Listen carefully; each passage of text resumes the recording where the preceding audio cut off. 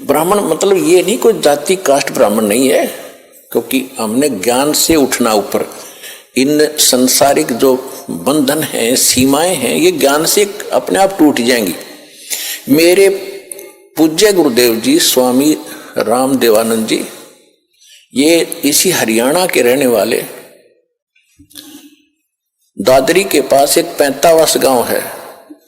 तो परमात्मा ने मेरे पूज्य गुरुदेव जी जो ब्राह्मण थे, जाति से ब्राह्मण थे, कर्म ब्राह्मण नहीं था, यानी ब्राह्मण ग्रुप में, ब्राह्मण समुदाय में जन्म हुआ था उनका। और वो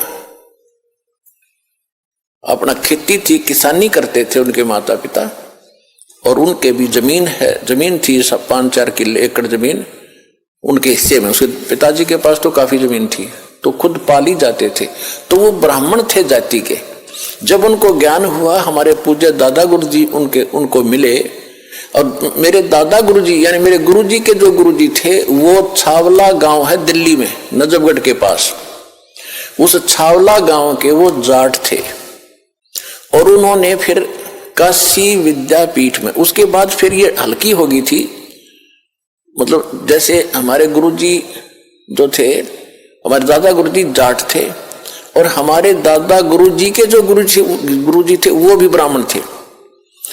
और वो काशी विद्यापीठ वो पढ़ नहीं सके, उसने उन बच्चे को अपना गोद लेकर यानी अपना शिष्य बना कर सर्टिफिकेट बना के भेजा कि काशी विद्यापीठ में पढ़ का। तो हमारे दादा गुरुजी थे, वो काशी विद्यापीठ में 4 विषय के आचार्य बन गए।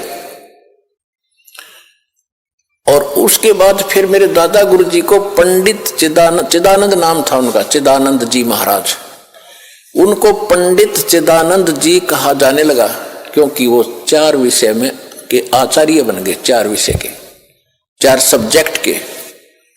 और उनका एक गांव है, उनका गांव गोपालपुर, तहसील खरखोदा, जिला सोनीपत।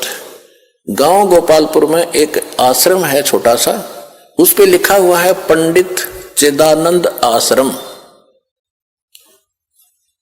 गोपालपुर। दास उसको देख कर आया है। तो कहने का भाव यह है कि हमारे दादा गुरुजी जाट होते हुए पंडित कहलाए, और मेरे पूज्य गुरुदेव जी ब्राह्मण होते हुए वो ब्राह्मण नहीं, एक संत कहलाए, स्वामी संत। तो ये जाति कर्म से है, अपनी जन्म जात से नहीं होती।